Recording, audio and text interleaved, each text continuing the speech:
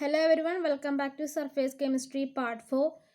So, ഇന്ന് നമ്മൾ അഡ്സോർപ്ഷൻ്റെ അപ്ലിക്കേഷൻസ് എന്തൊക്കെയാണെന്നാണ് നോക്കാൻ പോകുന്നത്. First point, production of high vacuum. The remaining traces of air can be adsorbed by charcoal from a vessel evacuated by a vacuum pump to give a very high vacuum. അതായത് നമ്മളൊരു vacuum pump ഉപയോഗിച്ചിട്ട് ഒരു vessel evacuate ചെയ്ത് കഴിഞ്ഞാൽ ഏതെങ്കിലും തരത്തിൽ ചെറിയ amount of air അവിടെ റിമെയിൻ ചെയ്യുന്നുണ്ടെങ്കിൽ അത് നമുക്ക് ചാർക്കോൾ ഉപയോഗിച്ചിട്ട് അഡ്സോർബ് ചെയ്ത് കഴിഞ്ഞാൽ ആ എയർ കൂടി റിമൂവ് ചെയ്തിട്ട് നമുക്ക് ഹൈ വാക്വം ഉള്ള ഒരു വെസൽ കിട്ടും. Next one, gas mask. Gas mask, A device which consist of A activated charcoal or mixture of adsorbent, is usually used for breathing in coal mines to adsorb poisonous gases. അതായത് ഈ കോളൊക്കെ ഖനനം ചെയ്തെടുക്കുന്ന അവിടെ ജോലി ചെയ്യുന്ന ആൾക്കാർ mask ആയിട്ട് use ചെയ്യുന്നതാണ് ഗ്യാസ് മാസ്ക്. ആക്ച്വലി ഇതിൽ എന്തൊക്കെയാണ് ഉള്ളത്? ആക്ടിവേറ്റഡ് ചാർക്കോൾ അല്ലെങ്കിൽ മിക്സ്ചർ ഓഫ് അഡ്സോർബൻസ് ആയിരിക്കും ഉണ്ടാവുക. അതെന്ത് ചെയ്യുന്നത് വെച്ചാൽ പോയ്സണസ് ഗ്യാസസിനൊക്കെ അഡ്സോർബ് ചെയ്യും. Next point, control of humidity. Silica and aluminium ജെൽസ് are used as adsorbent four removing moisture and controlling humidity. ഇത് നമ്മൾ ഓൾറെഡി ഡിസ്കസ് ചെയ്ത പോയിൻ്റാണ്. സിലിക്ക ജെൽസൊക്കെ യൂസ് ചെയ്തിട്ട് നമുക്ക് ഫുഡ് ഐറ്റംസിലോ അല്ലെങ്കിൽ എന്തെങ്കിലും പ്രൊഡക്ട്സിൽ ഏതെങ്കിലും തരത്തിലുള്ള വാട്ടർ കണ്ടൻറ്റ് വരികയാണെങ്കിൽ അതൊക്കെ റിമൂവ് ചെയ്യാൻ വേണ്ടിയിട്ട് നമുക്ക് സിലിക്ക ജെൽസ് അല്ലെങ്കിൽ അലുമിനിയം ജെൽസ് യൂസ് ചെയ്യാൻ പറ്റും. Next point, removal of colouring matter from solutions. Animal charcoal removes colour of solutions by adsorbing coloured impurities. അതായത് ഡൈ റിമൂവൽ, കളറൊക്കെ നമുക്ക് റിമൂവ് ചെയ്യണമെങ്കിൽ നമുക്ക് ആനിമൽ ചാർക്കോൾ യൂസ് ചെയ്തിട്ട് റിമൂവ് ചെയ്യാം. Next point, heterogeneous catalysis. Adsorption of reactants on the solid surface of the catalyst increases the rate of the reaction. There are many gaseous reactions of industrial importance involving solid catalyst. Manufacture of ammonia using iron as catalyst, manufacture of sulfuric acid by contact process, and use of finely divided nickel in the hydrogenation of oils are excellent examples of heterogeneous catalysis.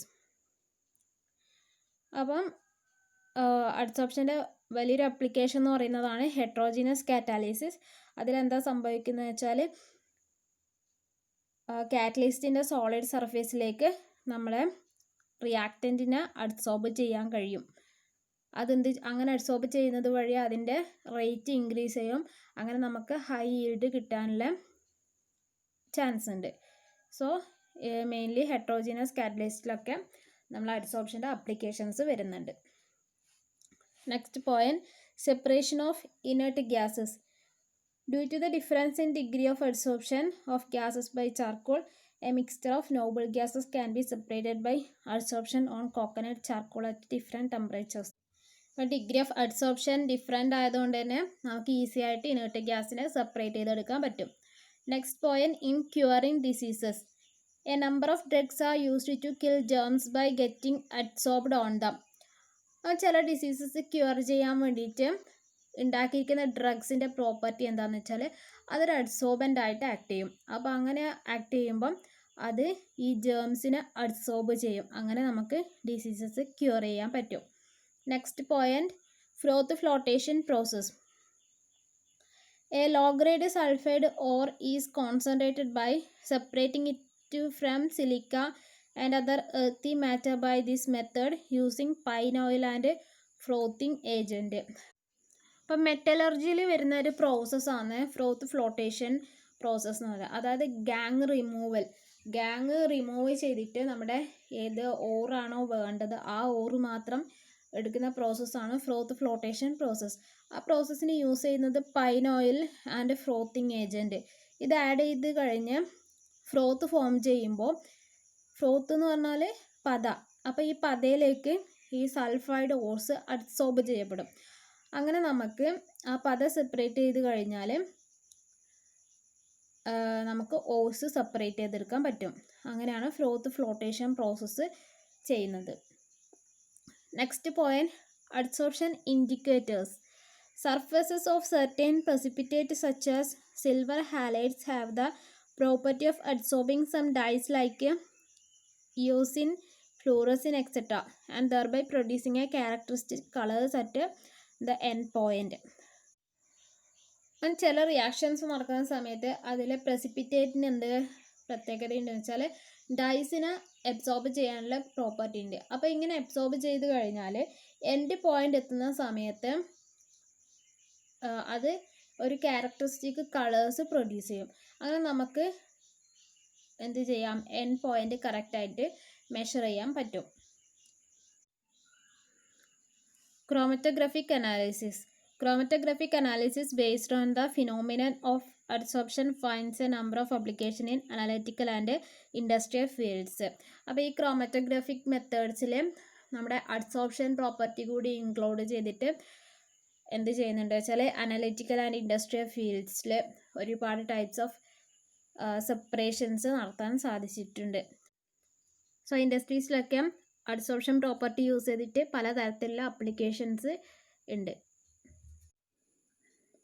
So എക്സാമിന് applications of adsorption ചോദിച്ചു കഴിഞ്ഞാൽ ചെറിയ മാർക്കിനാണെങ്കിൽ നമ്മൾ ഇങ്ങനെ ഷോർട്ടായിട്ട് എഴുതി കൊടുത്താൽ മതി. പോയിൻറ്റ്സ് ഏതൊക്കെയാണ്? Production of high vacuum, gas mask, control of humidity, removal of colouring matter, heterogeneous catalysis, separation of inert gases in curing diseases, flotation and adsorption indicators and also chromatographic analysis. അപ്പോൾ ഇതൊക്കെ ഒന്ന് എഴുതി കൊടുക്കുക. ഇനി വലിയ മാർക്കിനെ ചോദിക്കുന്നതെങ്കിൽ just ഒന്ന് explain ചെയ്തോളൂ. Next topic എന്ന് പറയുന്നത് കാറ്റാലിസിസ്. അപ്പോൾ കാറ്റാലിസിസ് എന്താണെന്ന് അറിയുന്നതിന് മുന്നേ നമുക്ക് കാറ്റലിസ്റ്റ് എന്താണെന്ന് പഠിക്കാം. Catalyst എന്ന് പറഞ്ഞാൽ substances which alter the rate of a chemical reaction and themselves remain chemically and quantitatively unchanged after the reaction. അതായത് നമ്മുടെ കെമിക്കൽ റിയാക്ഷൻ്റെ റേറ്റ് ഇൻക്രീസ് ചെയ്യാൻ വേണ്ടിയിട്ട് ആഡ് ചെയ്യുന്ന സബ്സ്റ്റൻസിനെയാണ് നമ്മൾ കാറ്റലിസ്റ്റ് എന്ന് പറയുന്നത്. അപ്പോൾ ഈ കാറ്റലിസ്റ്റിന് ഒരു പ്രത്യേകതയുണ്ട്, ഇത് റിയാക്റ്റൻറ്റുമായിട്ട് റിയാക്ട് ചെയ്യില്ല. നമ്മൾ ആഡ് ചെയ്ത് കഴിഞ്ഞാൽ റിയാക്ഷൻ്റെ സ്പീഡ് ഇൻക്രീസ് ചെയ്യുക മാത്രമേ ഇത് ചെയ്യുള്ളൂ. റിയാക്ഷൻ കഴിഞ്ഞതിന് ശേഷം നമ്മൾ ആഡ് ചെയ്ത അതേ ഫോമിൽ നമുക്ക് അത് തിരിച്ചു കിട്ടും. അങ്ങനെയുള്ള സബ്സ്റ്റൻസിനെയാണ് നമ്മൾ കാറ്റലിസ്റ്റ് എന്ന് പറയുന്നത്. ഇങ്ങനെ ഉള്ള റിയാക്ഷൻസിനെ നമ്മൾ കാറ്റാലിസിസ് എന്നും പറയും. ഇതിൻ്റെ കൂടെ തന്നെ നമുക്ക് വേറെ രണ്ട് ടേംസ് കൂടെ പഠിക്കാനുണ്ട്. Promoters and poisons. Promoters and poisons. Promoters എന്ന് പറഞ്ഞാൽ promoters are the substances that enhance the activity of a catalyst.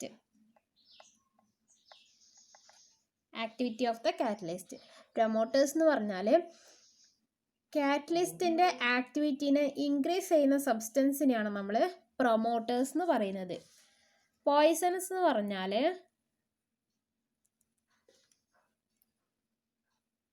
it will decrease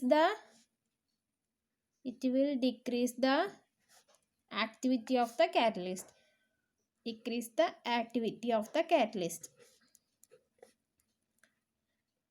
Substance which will decrease the activity of the catalyst. കാറ്റലിസ്റ്റിൻ്റെ ആക്ടിവിറ്റിനെ decrease ചെയ്യുന്നതിനെ നമ്മൾ poisons എന്ന് പറയും, increase ചെയ്യുന്നതിനെ നമ്മൾ പ്രൊമോട്ടേഴ്സ് എന്ന് പറയും.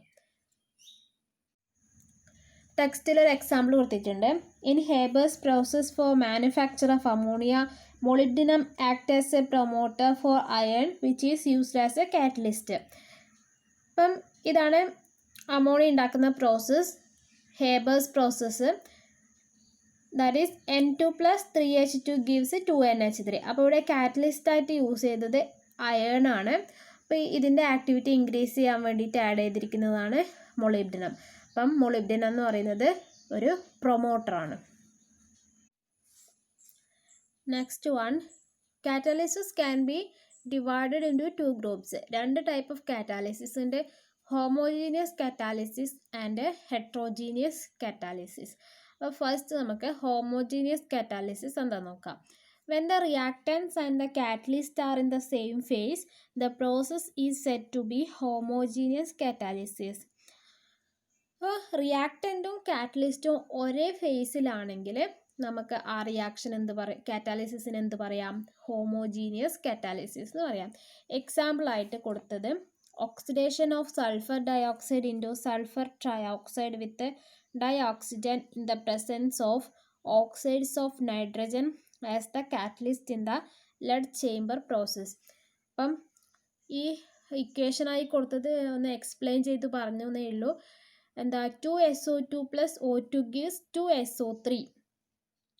അതിൽ കാറ്റലിസ്റ്റായിട്ട് യൂസ് ചെയ്തത് NO ആണ്.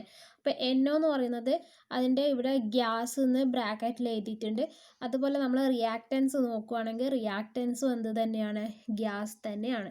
അപ്പം റിയാക്റ്റൻറ്റും കാറ്റലിസ്റ്റും ഒരേ ഫേസ് ആണെങ്കിൽ അപ്പോൾ ഇവിടെ എന്താ, രണ്ടും ഗ്യാസ് ഫേസ് ആണ്. അപ്പോൾ ഇതിനെ നമുക്ക് ഹോമോജീനിയസ് കാറ്റാലിസിസ് എന്ന് പറയാം. നെക്സ്റ്റ് നമുക്ക് അടുത്ത എക്സാമ്പിൾ നോക്കാം. Hydrolysis of methyl acetate is catalysed by H+ ion furnished by hydrochloric acid.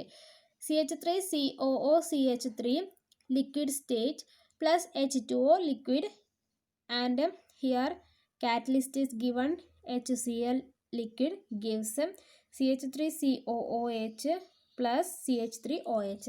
അപ്പം കാറ്റലിസ്റ്റ് എന്ന് പറയുന്നത് ലിക്വിഡ് ഫേസിലാണ്, അതുപോലെ തന്നെ റിയാക്റ്റൻസും എന്താണ്, ലിക്വിഡ് ഫേസിൽ തന്നെയാണ്.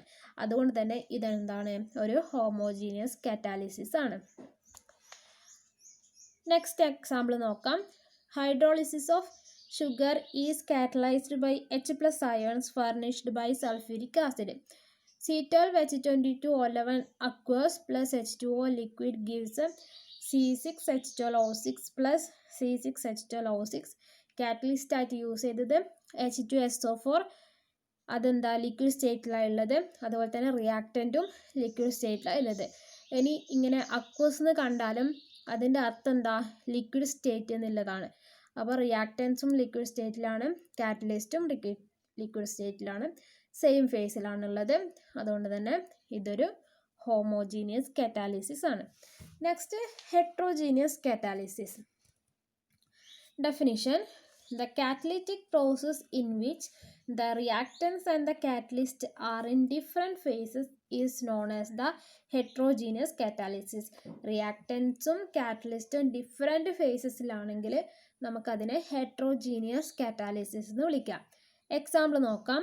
Oxidation of sulphur dioxide into sulphur trioxide in the presence of platinum. 2SO2 gas gives 2SO3 gas. Platinum is in solid state. ഇവിടെ S എന്ന് എഴുതിയിട്ടുള്ളത് അതിനർത്ഥം പ്ലാറ്റിനം സോളിഡ് സ്റ്റേറ്റ്, റിയാക്റ്റൻ്റ് എന്ന് പറയുന്നത് ഗ്യാഷ്യസ് സ്റ്റേറ്റിലാണ് ഉള്ളത്. So both reactant and the catalyst are in different phases. So നമുക്കിതിനെ heterogeneous catalysis എന്ന് പറയാം. ടെക്സ്റ്റിൽ 3-4 എക്സാമ്പിൾ കൊടുത്തിട്ടുണ്ട്. Next one, N2 + 3H2 gives 2NH3. Catalyst ആയിട്ട് യൂസ് ചെയ്തത് അയൺ ആണ്. അയൺ എന്ന് പറയുന്നത് സോളിഡ് സ്റ്റേറ്റിലാണ്, reactants are in gaseous state. So it is a heterogeneous catalysis. Next one, 4NH3 + 5O2 gives 4NO + 6H2O. Catalyst എന്ന് പറയുന്നത് platinum in solid state, reactance are in gaseous state. Next one, vegetable oils + H2 gives vegetable ghee. Catalyst എന്ന് പറയുന്നത് nickel in solid state. ഇവിടെ reactant എന്ന് പറയുന്നത് ഒന്ന് liquid സ്റ്റേറ്റിലും ഒന്ന് gaseous സ്റ്റേറ്റിലാണ് ഉള്ളത്. അപ്പോൾ റിയാക്റ്റൻറ്റും കാറ്റലിസ്റ്റും different ഫേസസിലാണുള്ളത്. So it is a heterogeneous catalysis. That's all in this video. Thank you for watching.